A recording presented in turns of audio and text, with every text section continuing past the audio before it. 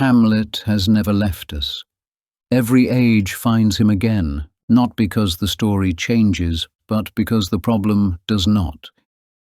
He is not remembered because he is a prince, or a revenger, or a tragic hero.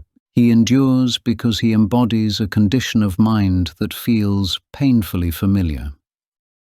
Hamlet is what happens when human consciousness fully awakens inside a world that has gone wrong, not visibly ruined, not openly monstrous, but quietly corrupted.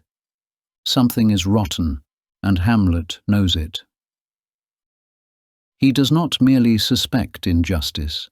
He senses it in the texture of the world itself, in false speech, in smiling faces, in public order that conceals private crime. This is not cynicism, it is perception. Hamlet sees too clearly to be at ease, and this clarity becomes his burden. The world demands action, but it refuses certainty. He is told what must be done, yet denied any simple way to do it, without becoming implicated in the very evil he despises. This is the heart of the play. Hamlet is not paralyzed by thought. He is constrained by conscience. He does not hesitate because he fears action.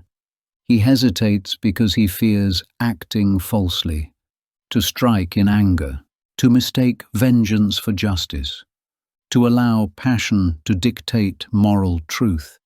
He knows that once an act is done, it cannot be undone. Violence reshapes the world. It does not merely correct it. And so Hamlet pauses. He questions. He tests appearances. He interrogates motives, including his own. His famous soliloquies are not indulgences. They are audits, moments in which a human being turns inward and refuses to lie to himself. He examines life, death, meaning, suffering, responsibility. He asks not what he wants, but what he can live with. This is why Hamlet suffers. Not because he thinks too much, but because he thinks honestly in a world that rewards haste, certainty, and simple narratives. Others act quickly. They feel strongly. They move decisively. Hamlet cannot do this, not because he lacks courage, but because he understands what action costs. He knows that injustice, once answered with blind violence, multiplies. That clarity bought too cheaply is false clarity. That to destroy evil without understanding it is to risk becoming its mirror. This makes him unbearable to those around him. He unsettles, he disrupts, he refuses to play his role. A society built on appearances cannot tolerate a man who insists on truth. And so Hamlet becomes isolated. Not because he withdraws, but because he cannot join in what he sees as a lie. This isolation is not noble. It is painful. He wounds those he loves. He speaks cruelly. He lashes out in frustration. Consciousness does not make him gentle. It makes him volatile. To see clearly without being able to act cleanly is one of the most exhausting conditions a human being can endure. The play does not flatter Hamlet. It does not present him as an ideal.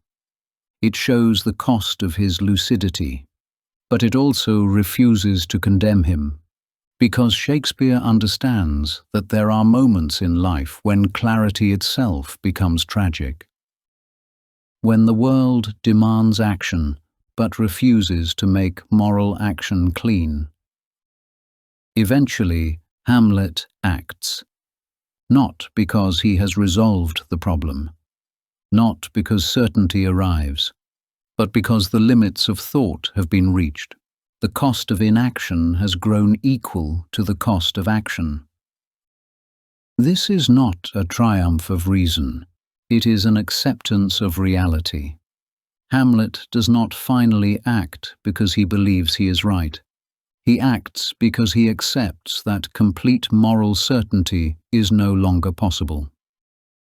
This is the play's most unsettling truth, that sometimes, to remain human, we must act without the comfort of full understanding, not blindly, not joyfully, but knowingly. Hamlet's final acceptance is not despair, it is humility, a recognition that the human mind is powerful but not sovereign, that we must choose even when the ground beneath us is unstable, and that responsibility cannot always be postponed until clarity arrives.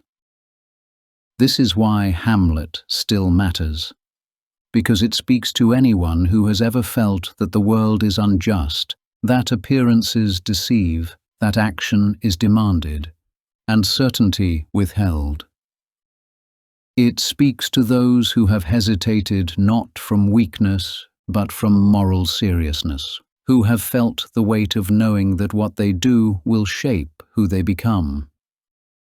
Hamlet does not show us how to live comfortably.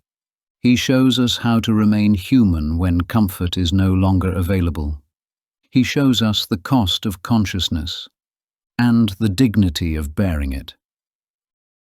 This is not a lesson. It is a recognition, and once recognized, it cannot be unseen.